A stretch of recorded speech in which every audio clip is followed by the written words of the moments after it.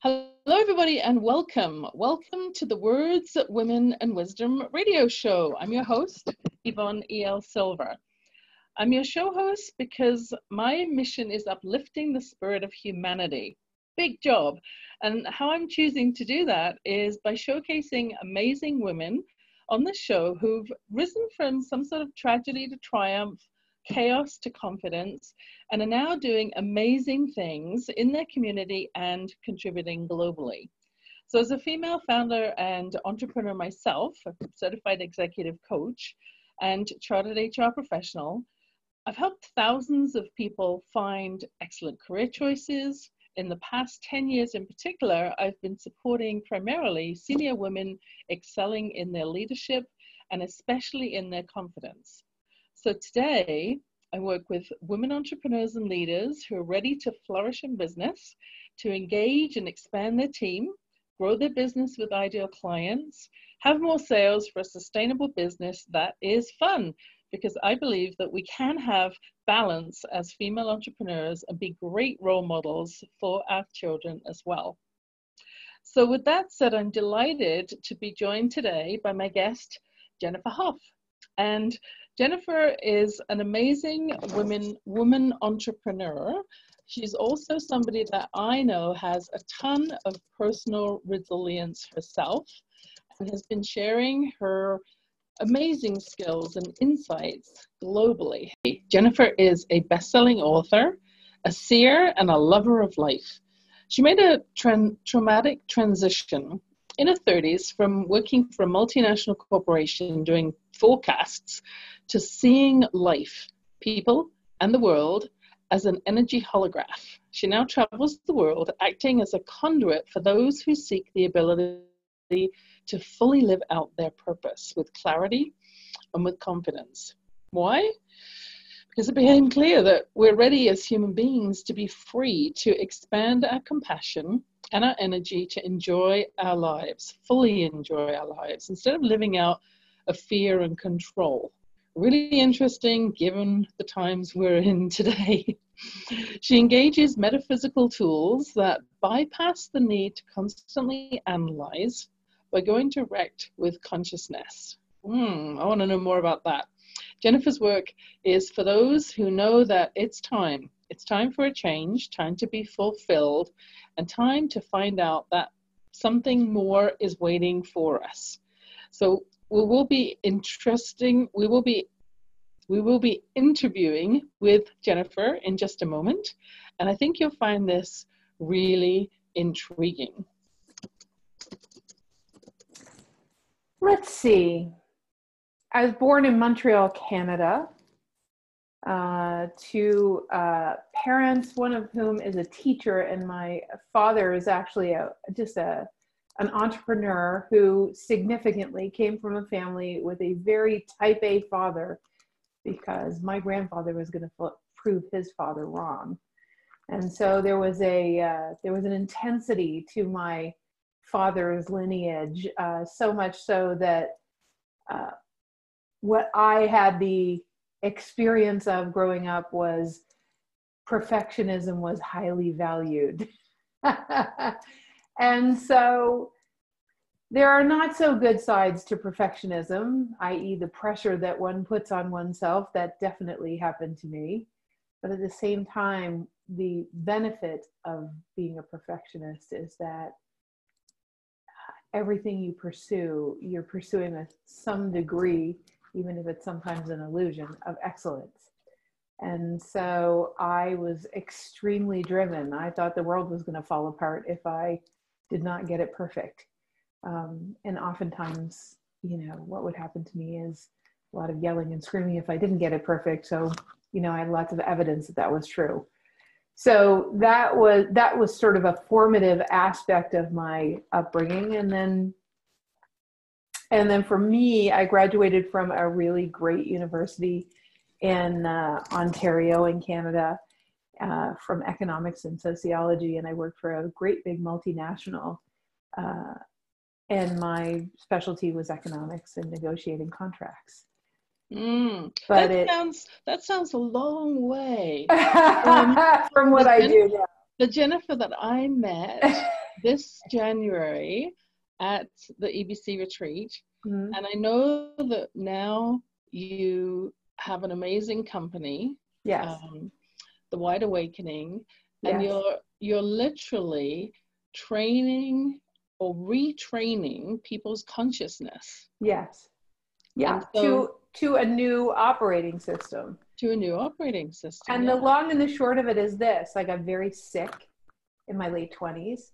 I actually ended up with migraines from a toxic exposure that doctors couldn't help me with, because doctors don't do cleanses, and I had no experience at all in cleanses or nutrition or anything, homeopathy that would help one cleanse from all of those things. So I opened up my own, I learned, and I opened up my own practice, and I ran the largest holistic nutrition practice in Canada. So I did that for 10 years. And then what ended up happening was some of my symptoms were not going away. And so I knew that there must be more to how this body operates. And one night when I was really afraid I was going to die of my symptoms, and also combine in there, which I'm sure a lot of people can relate to this. I also didn't want to spend the rest of my life doing 4 cleanses a year, not eating wheat, dairy, sugar, basically there was no, I'm not eating fun either. There was no fun. So I just looked in the sky and said, man, whatever you are, wherever you are, but you better show me what else there is to this human condition, because having to spend the rest of my life in the pursuit of solely managing my well-being is insane. And so I started to be able to see, let's say, I just started to be able to naturally see the big picture of everything. Some might say it's some sort of cosmic gift. I call it holographic seeing. But there was something just started within me, in that I had a few awakened dreams, and I just started to be able to see, let's say, the matrix of what was happening in people's businesses and people's health, the decisions they made, how the decisions they made were congruent with their path and not congruent with their path. And it started almost overnight. So what I do now is around helping people understand what the operating system is for congruency and fluidity and fun and enjoying your life. There's a whole systematic way that life has set up that most people don't live by, because they're too busy living by other people's shoulds, musts, and have-tos, trying to survive. And the operating system we teach is all about thriving. So that's where I live. So in the times that we're in right now, with with all of the the COVID, what is there something going on? Yeah, with all the COVID-19 new things happening and all of this uncertainty for so many people in the world, how can they understand more about this different way of looking at things, which leads ultimately to having more insight, more resilience, more joy in life? How can they grasp that? Like when you're doing some of your talks and trainings and things, how do you start to help people understand what that is about? How to look at life differently? Oh, man. So lots of people could say that their work is to get people to look at their life differently, right? You could say that's true about your life, about your work. I would position it more like our work is not to get people to look at life differently. I did that for about 5-6 years, looking at belief systems and all that kind of stuff. Mm-hmm. Our work is not about specifically addressing belief systems that keep people's lives limited. Our work, it's interesting. I'm thinking of an interview I actually did last night. And there's a woman, a guest speaker that came on, or no, a audience member asking a question. And her question was, I keep going in and out of feeling the thriving that you talk about that comes with the installation or the embodiment of a new way of approaching life. and I go in and out of it. And I had just finished explaining that most people take programs and work with practitioners and guides in order to survive better than they have been. And I have zero interest personally, and therefore our clients are not interested in just figuring out how to survive better. The real specialty in our work is about assisting people to embody a new way to approach every aspect of life: finances, business, your career, your purpose, your relationship, love, your body, your health, your vitality. There is an operating system that when we install that operating system, and by the way, it's already installed in us, but it's as though it's latent, it's in the background, because it's only active when we decide that we want to thrive, when we decide that we're willing to let go of the devil we know. You know, the way we operate generally is just the devil we know. And what we want to do is we want to know how to do the devil we know better. And so for her, that was exactly her question. She said, how do I feel better more of the time? And I'm like, can we ask a different question? Because if you imagine there's two different operating systems and you think of it like a computer, there's 0 and there's 1. Right. Okay. And you're either in 0 or you're in 1.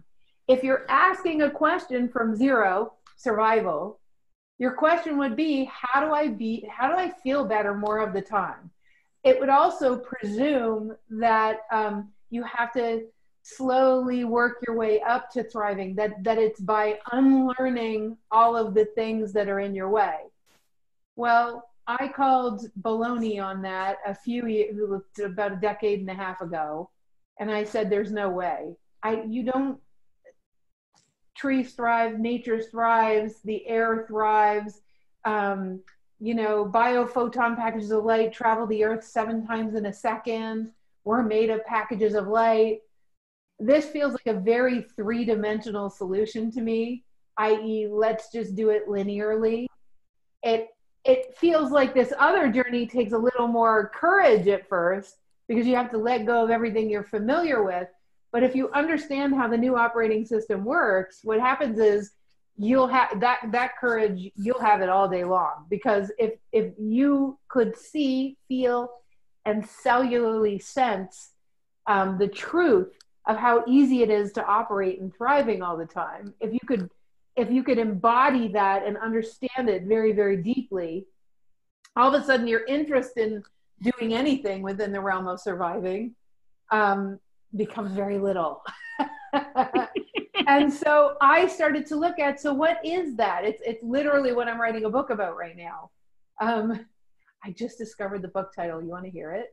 Absolutely. You are I haven't even told my staff this, dude. Woohoo! So you, Yvonne, are the very first person to hear this, okay? You heard it here first, ladies. Right. I'm going to call it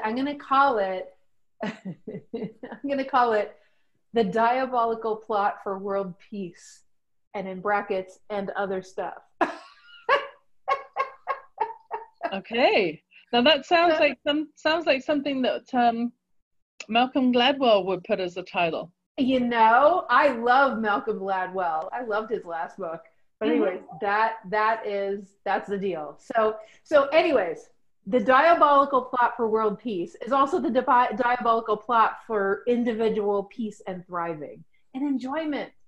So I was like, I don't want to have to fix myself the rest of my life. I don't want to have to do cleanses the rest of my life. I want to do them when I'm inspired, but I don't want to do them 4 times a year like I was told by a book. I want to know what my innate wisdom, I want to be so connected to life and to the way nature works, to the nature of all things. Because after all, I'm made of, particles of the sand of the Sahara as much as I'm made of the rain that fell on Bangladesh, as much as I'm made of the atoms that originated all time and space, right? And so are you, and so is everyone. And if that is what I'm made of, then for goodness sakes, do I really have to take the slow route to figuring, to kind of slowly but surely getting there. It feels very, feels like a diabolical plot for not world peace. Okay. Well, this sounds like a really interesting book. So when are you expecting it's going to launch? Is that planned out yet, or? Well, what's really interesting is that it'll be about May, but that's everything we do. That's not like it's tell it to you this way, Yvonne. I've been talking about this for about 5.5 years. So the book is me just going, okay, I think the world is ready to hear this now. It's like the Freudian idea that we need to excavate everything that's stopping us and really transcend old belief systems, like some of a next wave of understandings of psychology and emotionality. I think, and then there was the secret stuff and law of attraction. I think the evolution of all of that, the people are ready to hear how it doesn't have to be so hard or arduous. For nature and for the cosmos, it isn't hard and arduous. So why does it need to be hard and arduous for us, you know? Well, I'm going to definitely be looking forward to getting a copy of that book, diving in. You will. I would be happy to send you one. Oh, well, that's even better. So in terms of learning, you were talking about, your father and his perfectionism. How did that show up later on as a contributing factor to who you are today? Well, it seems to me that those of us that really are connected to our yearning to create and our yearning to make a difference and contribute, the more driven we are, whether it be a little bit misguided like perfectionism, the more driven we are, the more. So for me, it was a catalyst to learn faster and to dive deeper into the understanding of physics, the understanding of the human condition, the understanding of my own condition, let alone. And that perfectionism became a driving force for the depth of my passion.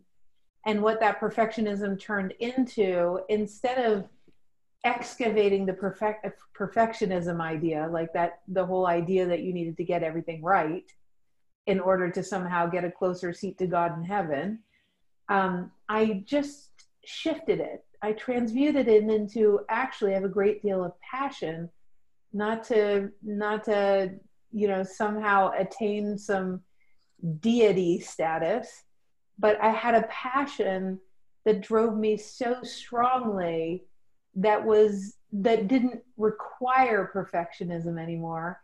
It actually required careful and thoughtful action and investigation. And so as it turned into same amount of energy, just channeled into something that was more enjoyable and fulfilling,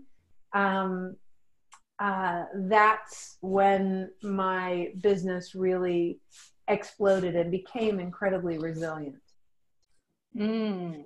So when you're meeting a new person at a group event today, and they say, "So, Jennifer, what do you do?" How do you encapsulate all that you do into a brief introduction? I say exactly this. My job is to assist people to be in total flow whilst enjoying, on the fast track, the fulfillment of living out the reason why they were born. That sounds very delicious and very inviting. It's my journey, right? it's like, okay, you go through the list. Well, okay, so I had the house, I had the cars, I had the everything, I had the president, husband, the president of a company, wasn't fulfilled, didn't work. Okay, then what does fulfill me? Had all the money in the world, all the money went away. Okay, that is neither here nor there. Like, that's not part of it. Okay, I went the doctor route and the holistic route, but I want to know what is the greatest well-being route that transcends both of those, or is some hybrid of that plus another bunch of stuff. So investigated that. Then I lost the love of my life, Yvonne. This was a really formative time. I was really naive about love. And I don't know if you know this, but love and money, love and success in your business are very connected. Yeah. So I think you and I have even had a conversation about that.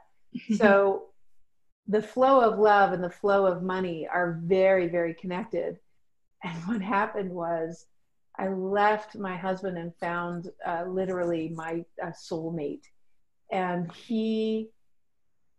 and I felt it, and I knew we could work through anything, but I wasn't really paying attention to his experience of our relationship. I was just so excited to finally be in the kind of relationship I was supposed to, whatever that means. And what ended up happening is I was not paying attention. I wasn't being conscious in the relationship, nor was I doing my work. I just thought once you had love, it was done. And in the meantime, he had a whole bunch of other stuff going on based on his past. And he left to some ashram in India. And I processed out loud, and I couldn't process any of it. It was horrible. And I just wanted to die. And of course, my business went down and down and down and down. Another huge catalyst, because when you start to understand the flow of love, you also start to, and the flow, by the way, of air, the flow of the abundance of what the trees are breathing out that we get to breathe in. It's not just love. It's air works this way, water works this way. All of the things, you know, the way plants grow and they relentlessly find a way to grow more. Everything on this planet that is not interfered with by humans has a very beautiful, abundant operating system. And I didn't know that. So this event actually catalyzed me to all of the ideas that I share now, because it was about as low as I've ever been, to the point of I really didn't want to be on the planet anymore. So if I was going to choose to be on the planet, I wanted it all. And I don't mean it all in the form of money. I mean it all in the form of fulfillment and joy and happiness and abundance, but that, you know, financial abundance, but that was almost secondary. I knew all of that came, and with all of the other stuff. And I also had to learn to be a good steward of money as well. So, so I'm very grateful for that event in my life. Yeah, very grateful for that event, that catalyzing redirection. Yeah. Yeah, I was thinking about events, having this conversation with my hubby in the car on Sunday, and just saying, you know, I wonder what it is that humanity has, as a group, demonstrated that the universe felt that it needed to flesh out technology and individualism and start putting in place something that brings us back to center, to community, to conversation, to helping each other, to acknowledging our neighbor, to leaving all of the extra fluffy stuff out of life and just come right back to center. So I'd love your perspective on that. Well, there are two things that are happening right now. Some people are, the people that are deeply afraid, are really truly deeply afraid, are being sussed out, and their fear puts them into survival mode. But over 50% of human beings are up for being inspired or being inspirational right now. You may notice that in Italy, with all the things that are going on with CVID, in Italy, they're having flash mobs on their balconies. They're having aerobics classes in, I can't remember which country that is over in Europe. It's awesome. They're having aerobics classes on their balconies. They're having video singing, like chanting. I mean, it's just awesome what's happening. And at the same time, a minority of people are still really afraid. But the cool thing is, We've just gone from a society that is so busy that they don't have time to wake up and be conscious to their neighbors around them, to society that doesn't have anything to do. Therefore, the only thing they have to do is either be afraid or use their energy in order to contribute to their neighbor or connect or do something kind. Or, you know, just saw a story where it's so beautiful. This man and woman who are in their 70s stood outside of a store, and they gave the person a shopping list with $100 and said, "Would you please go in and shop for us?" And the person just went in and did all their shopping for them because they didn't want to go in and risk being sick, because they want to stick around on the planet. So I think it's even more than that. The other things that I'm noticing are happening in the ethers, because that's how I see the world from that big picture, is that we're deciding what's important now. And deciding what's important is really important for our future. We're also burning off old ideas, the old ideas that are all about surviving better and that dog eat dog world. We're literally in an operating system right now, Yvonne, that's mostly not dog eat dog. It's compassionate and has empathy. So it's an interesting little switch. Another thing that's happening is a lot more time to read, a lot more time to get to know each other. You have time to think about thoughtful things that you can do for each other. There's another phenomenon that I think is truly powerful, and that is that people are so clear that actually, in these incidents that are sort of unexpected and shocking, let's say emergency almost, crises, the powers that be are so caught up in their everyday proving their worth that they actually don't know what to do, save a couple of countries. And so what happens is we stop giving our power away to the so-called powers that be, when all along we were the ones with the instincts and the power in the first place towards our own life. Are you with me?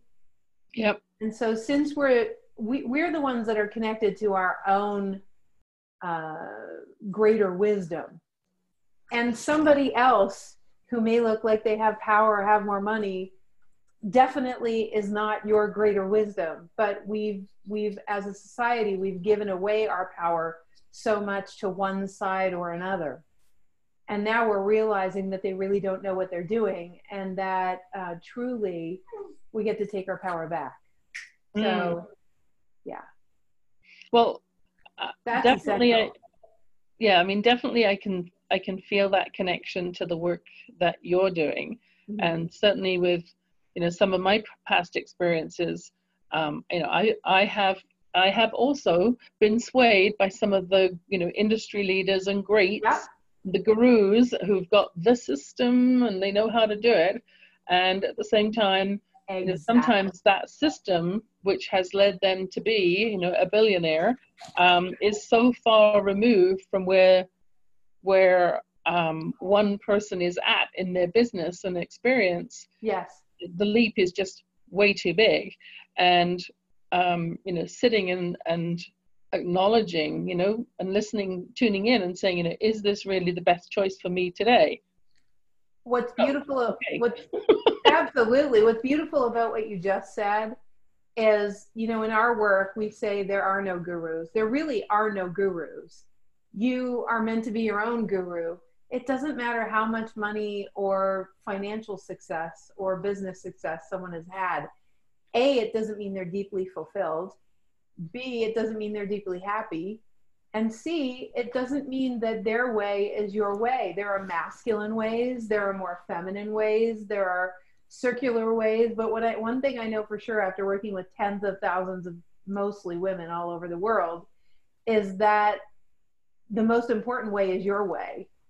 And the cool thing is, in our work, not to be self-serving here, but I really must say that in our work, we don't teach you our way. We teach you how to find your way in total fluidity. You know what I mean? And that way you're not dependent, the rest of your life, you're completely empowered, going direct with your own innate wisdom, with clarity and without doubt. If we can do that, now go back to CVID, if we can start to follow our instincts to that degree, we truly are sovereign. And now we don't need to be mad at anyone else. We actually make our choices based on a level of awareness that's so far outweighs, it's so far removed from giving our power away. And as business owners, I mean, I think we've all done what you just said. You know, we've all paid for things that weren't in alignment, but we got sold to or manipulated, or we just gave our power away in general. And as a result of that, we ended up in courses that weren't in alignment. So I think actually for me this time, that's the deepest lesson, is as you have your own unique connection to your greater instincts and your own wisdom. And if you can get into mastery with that, then it transcends ever being a victim of financial shortage, of not being in your passion, et cetera, et cetera. Do you know what I mean? Well, I can envision all of the content in the book. I'm sure it's going to be really intriguing. I feel like I'm barely touching the surface, and there is so much more that I want to learn about this topic. Certainly, I believe that for many of my business clients, in order for them to be scalable, they need to have systems. Yes, in place, definitely. Systems that work for them, and processes that's the point that you can train people on. Yes. And what I think I'm hearing is your system is about helping individuals understand their own wisdom innately so that they can thrive. Their own system. Like, you live via a system without even being aware of it. You have an operating system. So when you understand your own operating system, and you're an entrepreneur and you're a leader, the way you lead has to be congruent with your own personal operating system. And then what that does is it puts you in the flow with how, whatever your version of flow is, the same way nature breathes out what we breathe in, and vice versa. Right. That reciprocal, incredible flow. But most people don't think of it that way. They read books, and especially women, most of those books are written by men about systems. And so the interesting thing is, women don't even think the same way men do. That's one of the things that I found in our work. How we think as women is more non-linearly. And because we think non-linearly, when we look at a book that's about linear systems and we read it, we go, oh my God, that's not the way I do it. No wonder things aren't going well. When really what we should be thinking is, wow, we should be really going down the path of, oh my gosh, that sounds really arduous. And these last few years, I've spent some time, and I know this might be of interest to people. I found it really interesting. It's like meditation was even invented by men. And that's why so many men can do transcendental meditation so well. Whereas most women find their meditation in nature, because it's everything all at once. It's more the way a woman's brain thinks, right? So we find peace in the homeopathic activation of nature being in her own complete congruence. And then I started to realize that there's a whole bunch of things just like that concept in business that, not to diss men, but we really do think differently. And so, sometimes I think about even the fact that it's so hard for women to move up the food chain in business. And, I think actually part of it is we've had to unlearn our natural way of leading.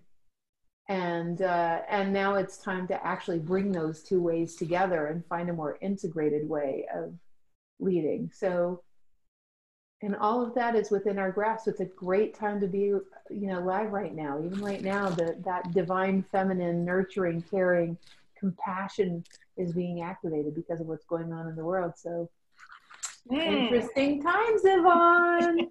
Well, some great pearls of wisdom there. I'm just actually finishing writing off an article that's looking at the leadership characteristics that women bring that are natural abilities, where we actually have more effectiveness in some studies than men. And one of those things is inspiring and motivating others, and nurturing and caring. So all of the things that you're talking about, that'll be in this one of the articles going out this week. Oh, we're sharing a brain cell. Great synergy here. Yes. So I know that you just have a couple more minutes. So the book isn't out yet, but where can people keep in touch with you? Or is there something that you wanted to share? This is obviously an opportunity for more people to get to know you. Two things I want to say. One is right now we have something available. It's called, you can find it at thewideawakening.com/3 days. It's a group of brain bridges that what it does is it gets your left brain, in other words, your logical brain, caught up with the way your right expansive creative brain, it marries the two. And when you put this one plus that one, you get 11. It's not 1 + 1 = 2. It's definitely 11 when those two marry. Right. And your entire way of thinking about this program is actually 12 brain bridges, but we give you the first 3 free. So the first 3 that are sort of the building blocks, you'll see your entire physiology shift. And what comes to you will change because you'll have different glasses on for life as a result.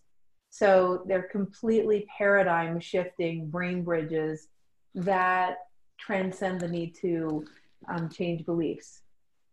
Soon we're actually going to change that. So I'm just telling people that if they go and get that particular tool, there will be a new tool very shortly that will also send you, which is basically the 7 steps to living a completely magnetic life. So pretty cool. It's living a magnetic life. Yeah, that in other words, everything comes to you instead of you having to work so hard. And so these are all the tools that I use every day personally. So very helpful. But the second thing is, there's a really amazing community that we've developed on our Facebook group, our public Facebook group. It's called the TWA Playground. You can go and look it up. So TWA for the Wide Awakening? It's facebook.com/groups with an S /TWA Playground. And it's just filled with inspiration and people building bridges to a new reality and just like leadership of all sorts, almost exclusively women. Although there are a couple of men in there that really get it. And it's not only, everyone's invited. It just seems to be this beautiful place for the feminine to gather. So those are some things that are coming up. And Well, I really appreciate you sharing some of your insights. I think there'll be a number of people that, I obviously had an opportunity to work with you a little bit in January, which was mind-blowing. And I think that some of the concepts you've shared are really going to intrigue people, especially right now where people are, are looking for some sort of, certainty and a way to build up their resilient skills and get out of scarcity. So something completely different. And that's what I believe your systems are. Yeah. Something completely different. Well, what's really interesting? In the survival mode, not that you or I know anything about control, but some people out there try to control their lives. Not me, not you, not your listeners, but some people I hear do that. And so it's funny, we're trying to control the circumstances of our lives, but when you actually understand how you operate, you really are in control at a level that gives you complete freedom rather than that jail type of control where you're trying to spin all the plates on the sticks. Mm-hmm. This is, you know, when you come into alignment with yourself, there's a level of fluidity that ultimately leads to a type of control that isn't confined by the shoulds, musts, and have-tos. It's more able to be flexible and consider other paradigms and ideas that you never thought of before, which then makes everything far more fun and creative, and you get all sorts of nonlinear results when you stop operating from linearity. So, you know, so it might be different, but it's not that different, because most of the people that you see, like, what's the beautiful British billionaire? I always forget his name. I don't know why. I'll probably meet him one day and just go, what's your name? You know, the billionaire who had Virgin Airlines, him. Oh, Richard Branson. So Richard Branson, it's the operating system he uses. Mm-hmm. So, and Mr. Tesla, he also used that. And the guy who owns the Tesla cars right now, who for some reason his name is escaping me as well, also who developed the Tesla car, he also uses this mode of the woman who created Spanx.